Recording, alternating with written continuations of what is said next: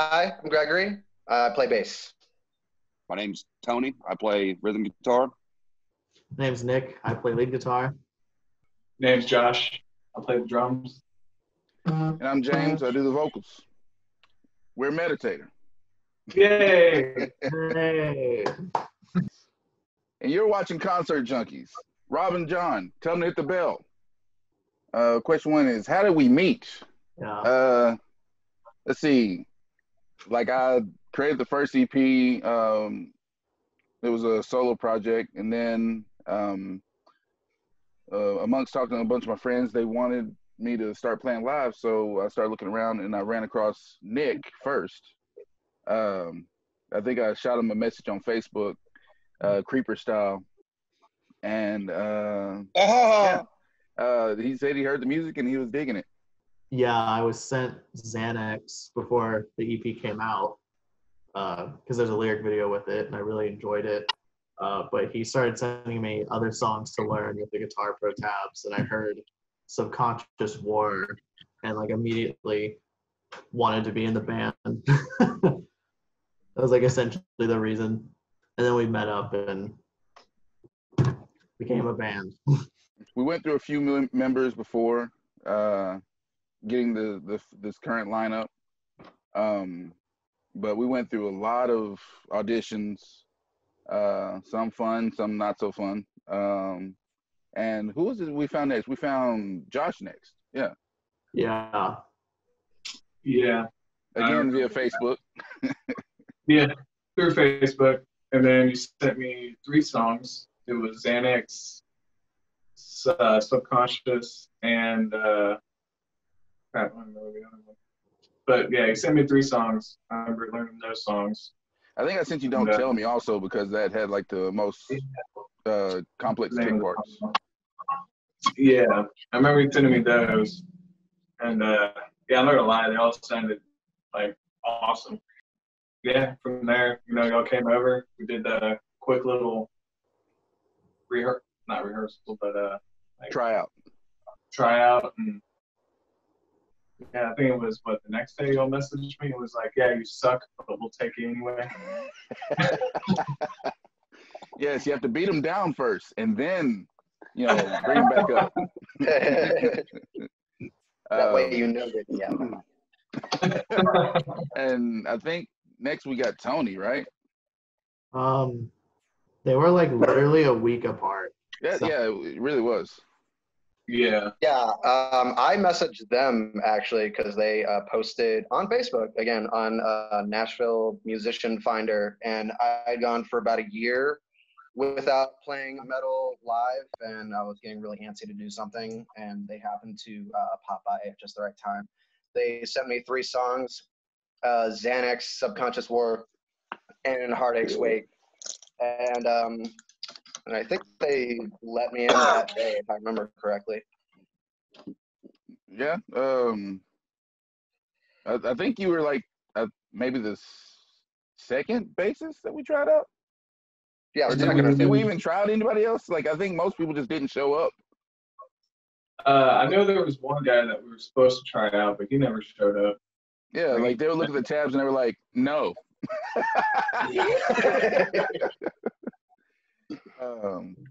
And yeah, Tony, I know we called him, or I sent him a message because I think we came in contact with you through Steven. Yeah, it was something like that. He said that he had tried out, and because of his schedule conflict with being in the military, that it obviously would not work. And I was like, well, I'll go try it, And I don't think I practiced any of the songs at all, hardly. I'm just gonna do as best as I can. And yeah, y'all sent me. It was the PDF or whatever, the Guitar Pro stuff, and I don't know if I found y'all on the Nashville page or the Clarksville musicians page for like musicians. Did I say I was musicians? posting everywhere, so. Yep. But yeah, I mean, y'all shot me a message and stuff. Yeah, like for you to say you didn't practice that much, like you came in playing the songs a lot better than a lot of people did. Like you were playing parts. Like you were playing parts really that worried. like nobody else had even attempted to play. Like they usually just like kind of just flubbed over it and then went to something else. But you're like, I was like, all right, cool, man.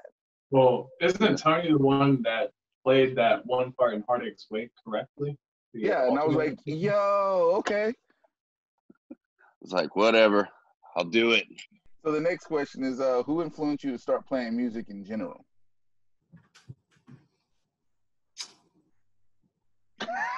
I'd have to say, for me, what influenced me the most to play music was Pantera and Lamb of God. Dude, man, y'all are gonna laugh, but Guitar Hero, I thought that was so cool. Oh, but you know, that's how a lot of people seem to start out. Actually, the first person that I saw that made me want to do that though was probably Angus Young, though. Mm-hmm. For sure, he definitely left a good impression on me. I was like, that's just so cool.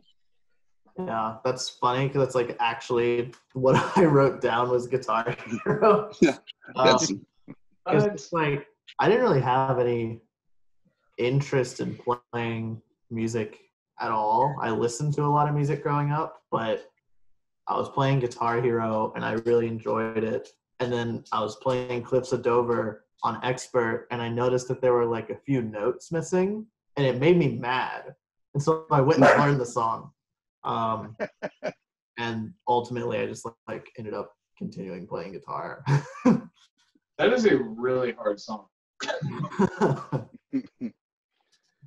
I actually started, I decided to start playing music in college. Initially I started playing guitar. And Mudvayne was one of the main bands. I was like, I need to start playing this. This is amazing.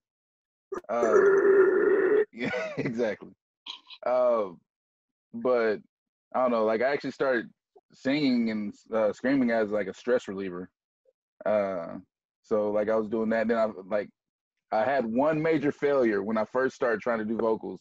Cause I wrote a song, but when I went to perform it for my friends, I didn't know, like I actually didn't think about the part. I didn't know how to scream. So like I go to do it and it's just like, I'm making weird noises cause I don't know what the heck I'm doing. And like after that I was like, I will do better. So I took a couple weeks, maybe a month or two, like just going over how to do vocals, or actually I just kind of forced myself to do it. I was doing it wrong at first because it hurt a lot. And yeah, that's why a lot of people like initially said that I sounded like Chad Gray when I first started screaming because I was modeling after him. But hopefully I've kind of developed into my own style at this point. Yeah, you have. Woo! Yeah, I asked to start taking piano lessons when I was around 5. I don't remember the reason why. I just remember having some sort of desire. And the lady who taught me for like a decade, she only knew classical music, and that's basically all I knew as well. I basically had like zero music taste until like late middle school or high school. Like I couldn't like name you like 5 artists off the top of my head if they weren't like a classical composer.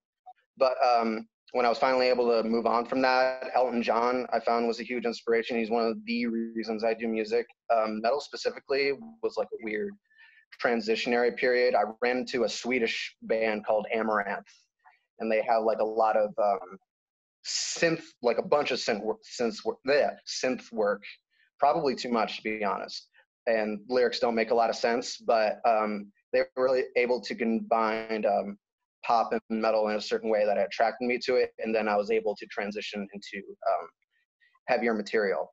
Bass specifically, I started playing and singing Paramore songs.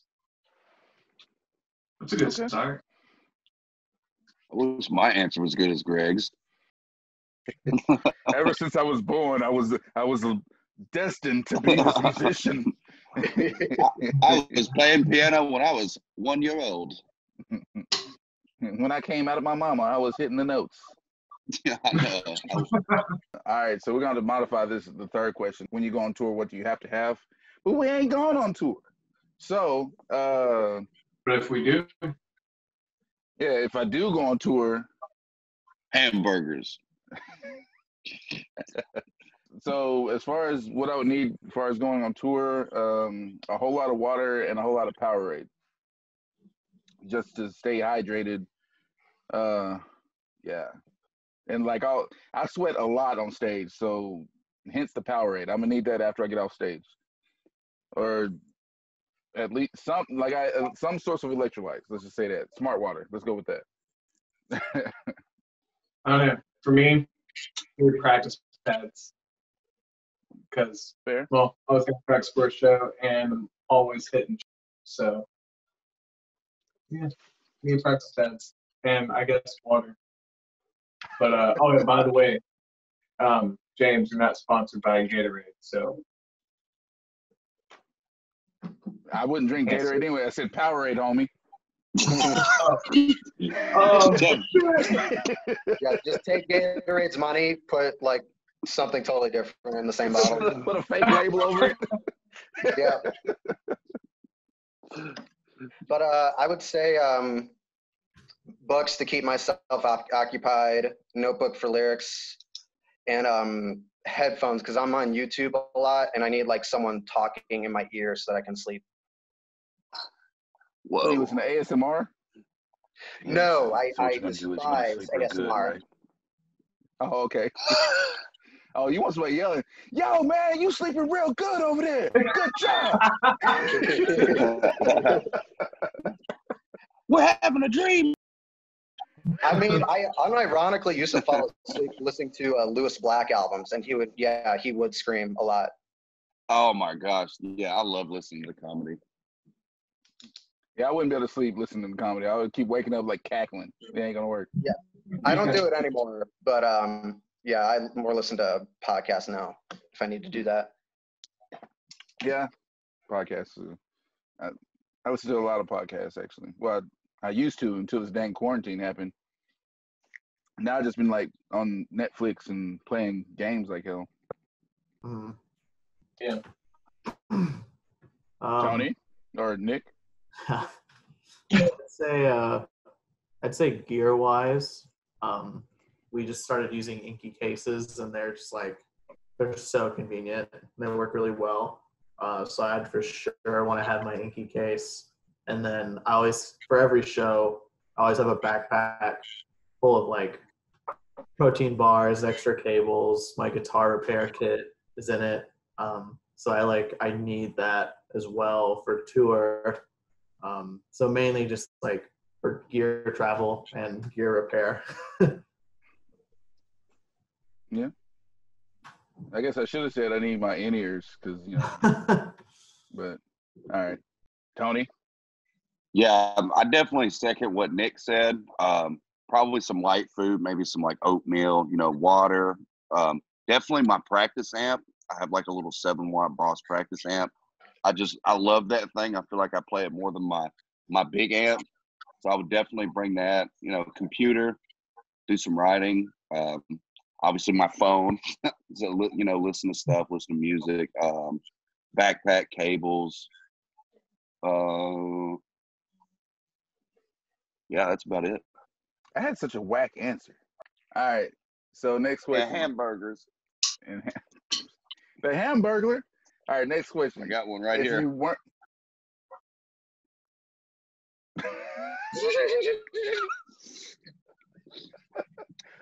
I keep that thing on me, boy. You've had it sit there the whole time? It's actually pretty cold. It's kind of disgusting. You got a smidgen on your bottom lip. Yeah, you might need to clean that up, bro.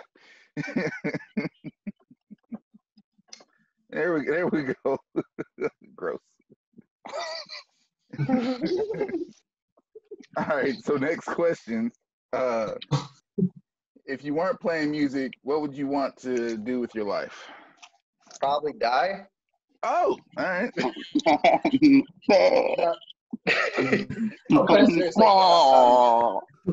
If not music, I would be pursuing like some sort of artistic endeavor. I'd probably be acting. All right, So, cool. I would be an animator. I would continue drawing and get into the animation field. Is what I would do. I would keep doing graphic design like I'm already doing and get even further into coding and make them big bucks. I mean, I went to school for music business, so I'd probably continue down that path because it at least has some sort of involvement with music. So probably music publishing of some sort. That was a simple one. All right, we gotta modify this next one. Tony didn't answer, bro. Oh, he didn't? I thought he said he would die. No, that was So great. that was me. I ain't trying to die. No, I would probably continue to do what I'm doing. You know, I do security at a bar in downtown Nashville, and the whole reason I got into that is because, you know, I just really thoroughly enjoy watching people perform and, you know, seeing all the guitar players and meeting people, and, you know, I'd do that, or maybe some sort of metal working on cars, or, you know, I've thought about trying acting as well, but yeah. Should be a comedian. Yeah, I've really thought about that as well. I've given that, you know, thought. Just, you know, something to try. All right, so I guess we can modify it to this next question is like, what's your favorite venue to play and why? Should we say like Hypothetically. what's our favorite venue that we ever visited? Because we haven't played anything outside of Nashville, really. So, I mean, I was going to say the Warehouse. I would say the Warehouse, or I was, you know, even though the gear situation is not always ideal, Media Rerun was actually, I thoroughly enjoyed that as well. That was a pretty nice one. That was a fun show. Like, Yeah. They took care of us, and, you know, the people were just cool. Got to meet some other bands. Mm-hmm. And, you know, like you said, the Warehouse, you know, it's huge. Yeah. And the sound is good. Yeah. Yeah. What was the first concert you ever went to?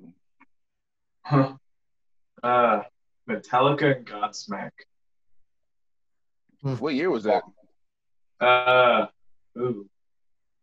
See, I was like 12, so. Oh, so 2000.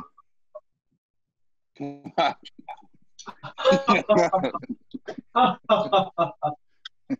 keep forgetting James is like 40 years old.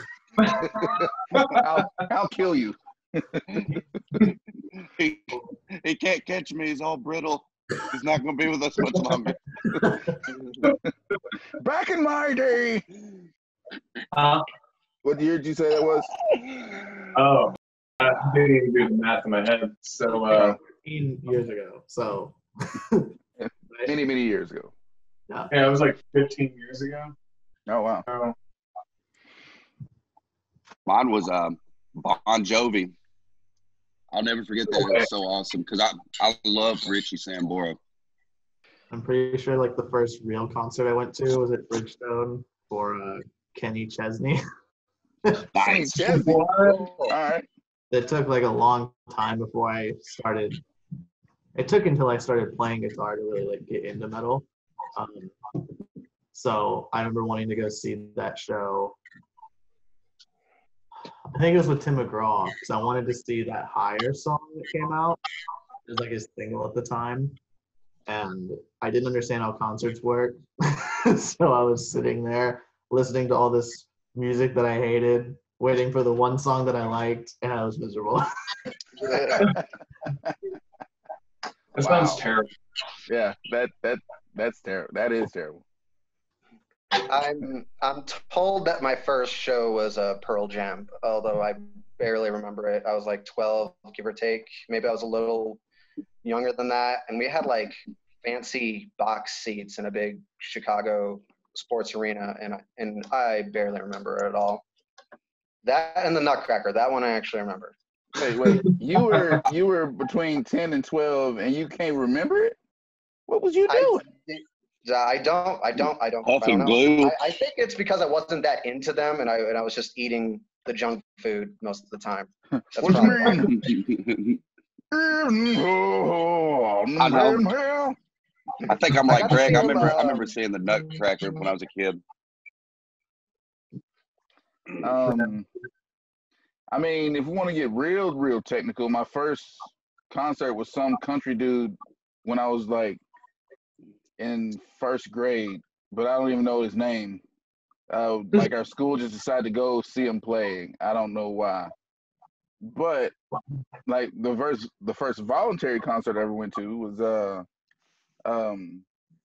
it Ozfest 2005. Dude, nice. Yeah. Like growing up in Chattanooga, no metal bands came to Chattanooga, like none.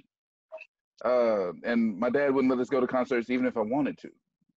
So yeah, when I moved up to Nashville for college, Ozfest came through, and I was like, all the bands I want to see are on there, like all of them, And Mudvayne was actually on the main stage that year. So that was like what caught my attention to even want to go. And talk about a first time. I was like, what is that? We were there from 10 in the morning until 8 at night, and it still wasn't over. I was just too tired to keep staying.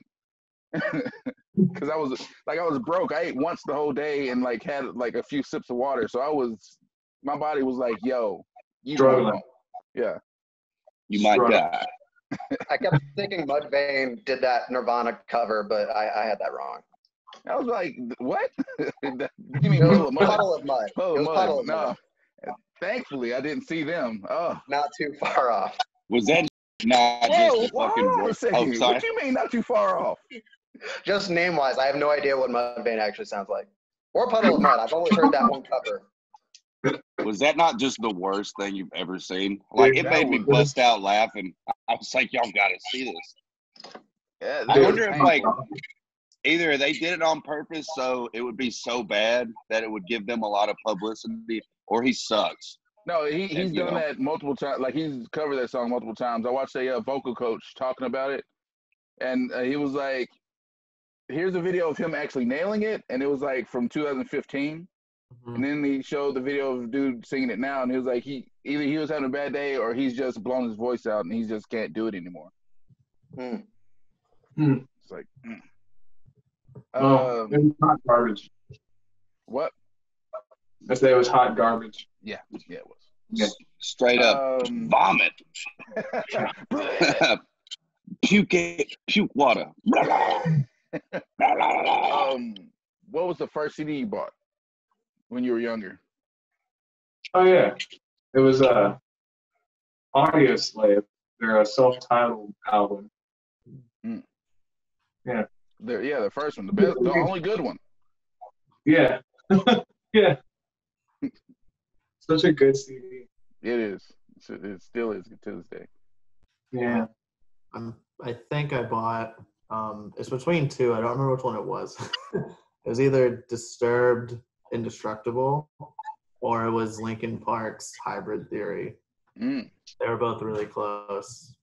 Those are both two like pretty important albums to how I still play guitar. Nice. They're both good albums. My first one actually was I think it's pronounced I by Meshuggah. It's that like that 15-minute song, if not longer. I think 20 minutes actually. It's a 20-minute song. I didn't know this. Like I caught like the last 5 minutes of it on like the metal station on was it satellite TV? And like the last 6 minutes, I was like, they are jamming. So I would go and grab the CD. I don't look at the back of it. I just grab it and buy it. I mean, I'll throw it in the CD player and I'm like, all right, track one, and it's going for like 8 minutes. Like, all right, I'm going to the next one, but there's no next. And I was like, no, because like I basically never had money growing up. Like my dad was not about giving us allowance or anything like that. So the little bit of money I had, I finally buy a CD, and like I was completely disappointed. But I mean, the song is still tight. It's just like, really? Of course, that would be your first CD you buy. Meshuggah. Like it all makes sense. That's why you write the most crazy polyrhythmic patterns. But it's so good. It's dope. But it's dope. It's so dope. and y'all cuss me every time. Yeah, friggin'. Work. We don't want to do that. Man, it was like AC/DC or something. It's like the Dirty Deeds album, I think. I never bought a lot of CDs on my own. I usually just listened to what my parents had, Queen and stuff like that. One of the few like music CDs I actually bought was like 2011. This is gonna be way off, but "Unbroken" by Demi Lovato. Wow. Okay. Dude, I saw Demi Lovato on loop. I saw her in concert a couple years ago because I got free tickets. Oh, nice. I've always wanted to see her live. Oh, it was nice. Close the circle. All right. So the last question is, which bands would we like to play with in the future, and at what venue? Like local bands or just like any band? Any band. Yeah. Lamb of God and Periphery. Yeah. Probably, man, After the Burial or like Era. No. I mean, like, you know, yeah, I'd probably go with that answer.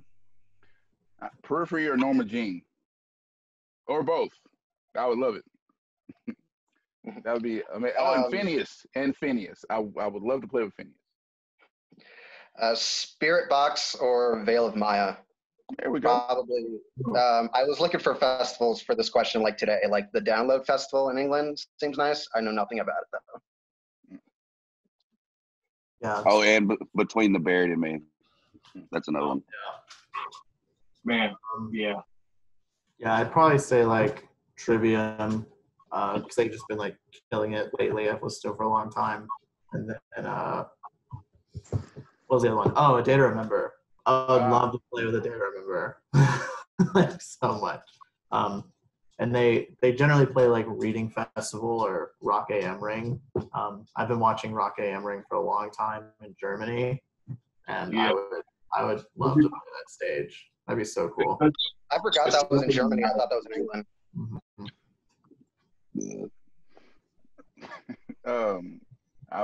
But as far as the venue, I love to play in the Caverns. That spot here in Tennessee. It's like in an actual cave. Like I would love to play that venue. I'd love to play at Marathon. I'm not gonna lie. Yeah, Marathon would be nice. Or the Municipal. That's a badass venue. I've actually never been to that one for a concert. I'd rather play there than the Bridgestone.